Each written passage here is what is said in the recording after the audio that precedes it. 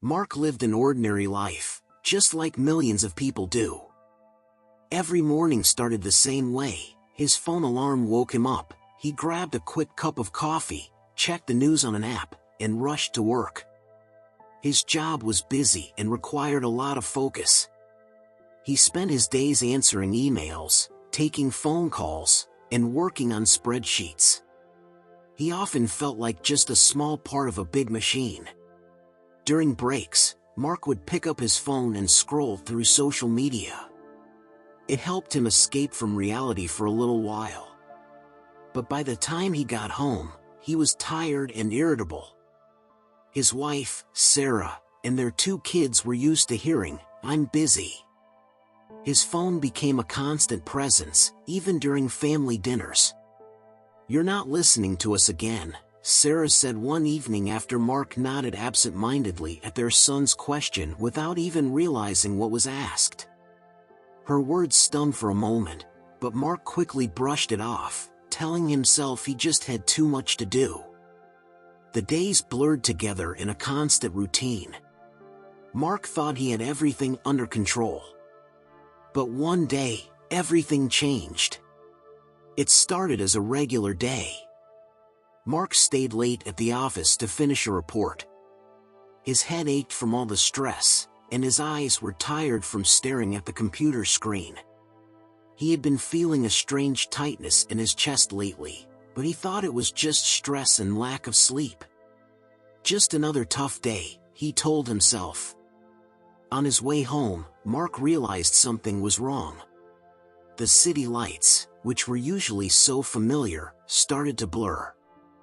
His heart began racing, and then came a sharp pain in his chest, like someone was squeezing his heart. Gripping the steering wheel, he tried to take a deep breath, but the air felt heavy. "I need to pull over," he thought, but he didn't have the strength to steer the car to the side. Darkness started to close in around him. The last thing Mark heard was the distant sound of sirens and a faint whisper in his mind, "Is this the end?" Mark didn't realize what had happened to him at first. The first thing he noticed was a strange feeling of weightlessness. His body no longer hurt, and the heaviness in his chest was gone as if it had never been there. Everything around him was silent. It wasn't a scary silence, but something comforting, like being wrapped in a warm blanket. He tried to open his eyes, but quickly realized they were already open. Everything around him was dim, with no clear shape or form. Suddenly, in the distance, a light appeared. It wasn't like any light Mark had seen before. It was soft, warm, and seemed to pull him in. The light felt inviting, almost magnetic, and at the same time, it calmed him. Mark felt a sense of peace he had never known before. All his fears, worries, and pain melted away, leaving behind a feeling of complete safety. Mark noticed that he was no longer standing on solid ground. It felt like his body was floating in the air. He looked around but saw nothing except the light, which grew brighter with every passing moment. That's when it hit him, he was no longer in the world of the living. "Where am I?" he thought. His mind raced, searching for answers, but with each second, he felt less concerned. It felt like he was coming home, to a place that had been waiting for him all along. As he moved closer to the light, he realized it wasn't just light. It was something alive, a presence, enormous and radiant, yet not frightening. Its outline was unclear, but Mark could feel it with every part of his being. It wasn't just something greater than a person, it was something beyond anything he could imagine. He didn't know how to put it into words, but deep in his soul, he knew he was standing before God. Mark wanted to speak, to ask where he was and what had happened, but no words came out. Yet, somehow, God could hear his thoughts. "Don't be afraid," said God's voice. It was deep yet gentle, like a soft breeze. It wasn't a voice you heard with your ears, but one you felt inside your soul. "You are here for a reason." Mark felt warmth radiating from the presence before him. It was as if every moment of his life was being played out before him, like a movie. He saw his joys, his mistakes, moments of happiness, and days when he felt lost. It wasn't judgmental, just a calm understanding. God continued, "You stand at the boundary of worlds. Here, you will learn a truth you must share with others." Mark didn't fully understand what those words meant, but he felt a deep sense of responsibility forming inside him. He knew this was just the beginning. Standing before the glowing light, Mark felt waves of love so powerful that he wanted to cry. It was the kind of love you'd feel when being hugged after a long time apart. But within this love was also a sense of seriousness, as though he had been brought here not just for comfort but for something greater. "Mark," God said, his voice filling every part of Mark's being. "I will show you the world as I see it." Around Mark, images began to appear as though projected onto an enormous screen. He saw vast cities filled with millions of people. On the streets, crowds walked with their eyes glued to their phones, barely noticing one another. Families sat together in their homes but didn't speak, each person was lost in their own device. Even children, who once played outside, now sat quietly, absorbed by the bright screens of tablets. "You created technology to make your lives easier," God said. "But instead, you've become its slaves. Technology, which could have brought you closer together, is pulling you apart. You've forgotten how to listen, how to love, how to simply be present with one another." Mark felt the weight of these words press against his heart. He thought about his own life, the endless hours spent staring at a screen, the moments he ignored his family, the emptiness he tried to fill by scrolling through social media. "You've replaced reality with illusion," God continued. "Your souls have grown deaf to what truly matters. Instead of making technology serve you, you have begun to serve it." Suddenly, the images shifted. Mark saw the future. He saw cities where people no longer interacted with each other at all. Artificial intelligence had replaced most human connections. Robots, screens, and virtual reality dominated daily life. The world seemed mechanical, cold, and empty. People looked lonely, even though they were surrounded by technological friends. "This is where you are headed if you don't change," God said, breaking the silence. "You are becoming more distant from one another. Instead of finding joy in real connection, you choose substitutes, digital images, empty words, and fake bonds." Mark's heart sank.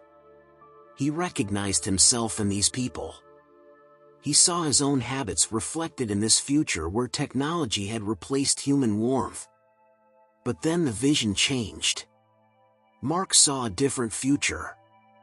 In this one, people used technology to help each other, not to replace relationships. Families once again gathered around the dinner table, laughing and sharing stories. Friends met outdoors, leaving their phones behind. Even children, surrounded by modern devices, still played and found joy in real-life experiences. "Technology is a tool," God said. "It can serve good if you use it wisely. But remember, the most important thing is your connection to each other and to me." Mark felt a wave of hope wash over him. He realized humanity had a choice. Even though things seemed difficult now, the future could be different. God hadn't just shown him the horrors of what might happen, He had given him a clear path to salvation. "Tell them, Mark," God said. "Remind people that they were created for love, for joy, for truth. Let technology help you, but don't let it destroy your soul."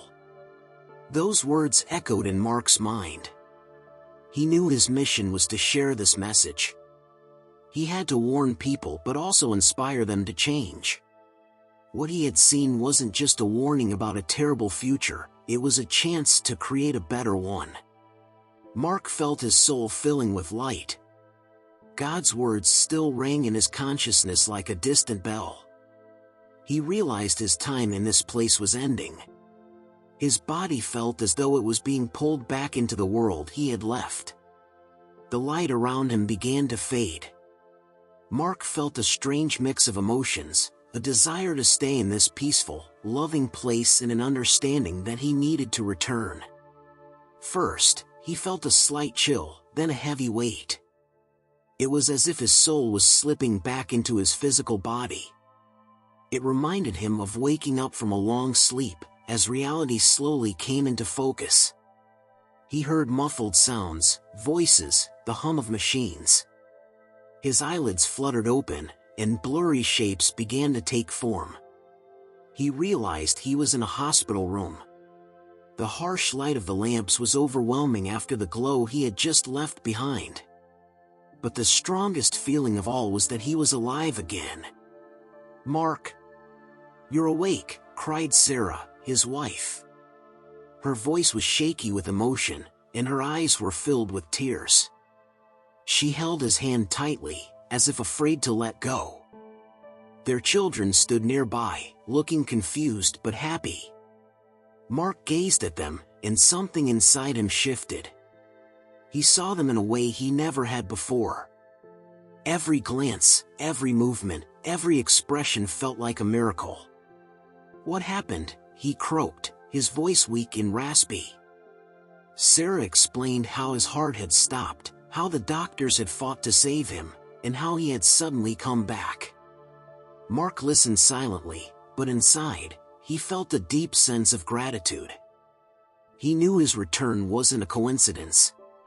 What he had seen was too real to be a dream. Every word God had spoken, every vision he had shown, was a reminder of how much Mark needed to change his life. The next day, Mark asked for a notebook and a pen. His hands still trembled, but he began to write down everything he remembered. He wrote about the light, God's words, and the future he had seen. He knew he would never forget it, but he wanted to make sure others could hear the message too. When Mark returned home, the world looked different to him. The noise of the TV, the ringing phone, the usual hum of life, none of it seemed important anymore. He looked at his family, their faces, their smiles, and felt his heart fill with joy. "I won't be the same as I was before," he told Sarah. She looked at him with surprise, but in her eyes, he saw hope. "I promise, I will change." Mark started with small steps, spending more time with his children, turning off his phone during dinner, and finding moments for real conversations. Every evening, he prayed, thanking God for another day and asking for strength to share his message with others. Now Mark lived with a clear purpose. He wanted everyone who heard his story to ask themselves, "How am I living? What truly matters to me?" God had not only given him a second chance, but also a mission, to remind people that technology can never replace love, family, and a connection with God. Mark no longer felt lost or alone. He knew the light he had seen would always be with him. Mark's story is not just a lesson, it's a warning for all of us. How do you use technology? Does it help you, or does it take away your precious time? Share your thoughts in the comments. And remember, your connection with your soul, your family, and God is what truly matters. If this story touched your heart or made you think, please like this video and share it with your friends. This will help spread this important message to more people. And don't forget to subscribe to the channel so you don't miss more amazing stories. Every action you take is a great support and inspiration for us to create more content for you. Thank you for being with us.